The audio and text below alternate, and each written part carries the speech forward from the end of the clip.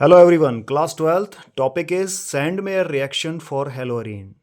Name reaction it is, with the help of that we can prepare haloarenes. Now first it should be clear which haloarenes we can prepare from Sandemeyer reaction. Chlorobenzenes and bromobenzenes. These two haloarenes we can prepare from Sandemeyer reaction, but iodobenzene and fluorobenzene, it is impossible to create these two haloarenes from Sandemeyer. Reason, the reaction is happening with free radical mechanisms. So, if I talk about iodobenzene, iodine free radical is of big size, so its movement to reach benzene free radical will be slower, due to which before it reach to benzene ring, it itself will combine to give us I2. Means two iodine free radicals will combine to give us I2, and iodine free radical cannot attack on benzene ring because the movement is very slow, because iodine, due to its high atomic size, is not able to move too much. If I talk about fluorobenzene, one step is there in that mechanism in which fluorine free radical attacks on benzene free radical. This step is highly exothermic, which make whole reaction uncontrollable. That's why preparation of iodobenzene and fluorobenzene is not possible from Sandemeyer reaction. Let's check how chlorobenzenes and bromobenzenes can be formed from Sandemeyer. If you want to produce chlorobenzene, condition is you need benzene, and not normal benzene, we need this one, benzene diazonium chloride. Benzene diazonium chloride. This functional group is diazofunctional group, balanced by carrying a positive charge, balanced by chloride. So benzene diazonium chloride. Condition is CuCl and HCl. Cuprous chloride in the presence of HCl will give you chlorobenzene. This whole group will be substituted by chlorine, and side product will be nitrogen gas. Same, if you want to produce bromobenzene, you need here cuprous bromide in the presence of HBr. This whole molecule will be substituted by bromine, and side product will be again nitrogen gas. Now how these reactions are happening, let's check their mechanism.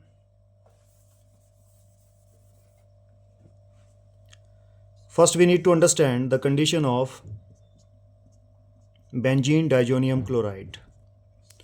This nitrogen have one lone pair. It's a normal nitrogen, 3 bond it is making, but this nitrogen is not normal because it is making 4 bond. It have a +1 charge. This +1 charge is balanced by Cl negative ion. Now, if I am using CuCl, in CuCl, copper charge is +1. Cuprous it is.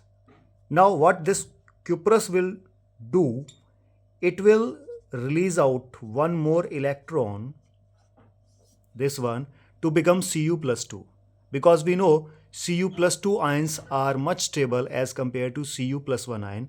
So it is going to lose one electron. Now where this electron will go? It will go to that side. What will happen to this nitrogen? Because it is unstable, this nitrogen is unstable, it is going to break a pi bond and will shift electrons toward it, due to which this nitrogen will become normal and double bond will generate. Now this nitrogen will have a vacant orbital like this. In this vacant orbital, this electron will enter,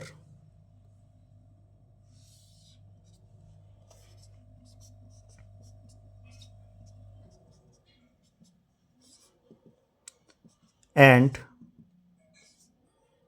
this type of free radical will generate benzene diazonium free radical. Now what this free radical will do? it will stabilize itself. How? This is 1 unpair electron. Obviously, it will be satisfied by another unpair electron. So this nitrogen will start breaking bond from carbon with 1 unpair electron, and 1 unpair electron here, 1 unpair electron here will give you phenyl or benzene free radical. And which gas will generate out?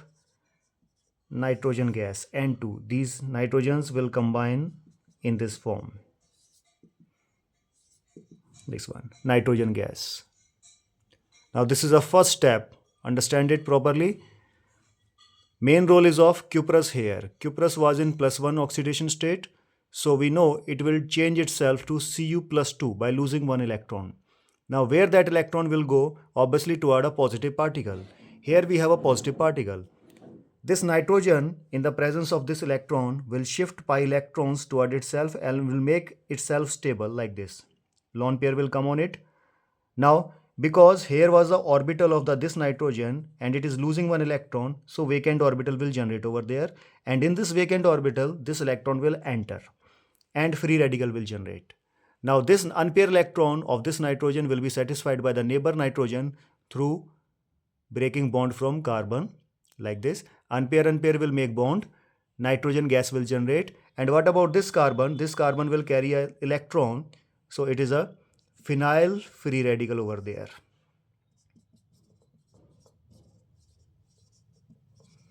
This is the first step. Phenyl free radical is generated. Now let's check what will happen with phenyl free radical.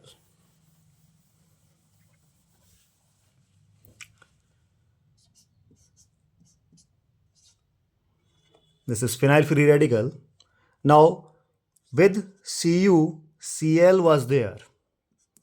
Cu itself changed to Cu+2, Cl negative, this one. Now to stabilize this free radical, this Cl negative will change itself to Cl free radical and by losing one electron. This chlorine, this is chloride ion carrying one extra electron of the copper, it was Cu+1. To stabilize this free radical, it will turn itself a free radical, and what it will lose? One electron. This free radical, this chloride free radical, chlorine free radical will combine with our phenyl free radical, unpair electron, unpair electron. This is unpair electron, this is unpair electron. They will make covalent bond with each other and final product will be generated, chlorobenzene. Now what about this electron? This electron will go toward a positive particle. Cu+2 was the positive particle. It will get its electron back and will turn to Cu+1 again. Means after whole cycle of the reaction, your cuprous will turns back to cuprous. Once it have changed its oxidation state from +1 to +2, then again it return to its original oxidation state +1. And chlorobenzene is generated over there. So finally, this was benzene diazonium chloride. Directly I am writing in the presence of CuCl and HCl will give you chlorobenzene and side product will be a nitrogen gas. Now question is on our mind, what is the role of HCl? HCl is just providing sufficient amount of Cl negatives which we require. Cl negatives are turning themselves into chlorine free radicals.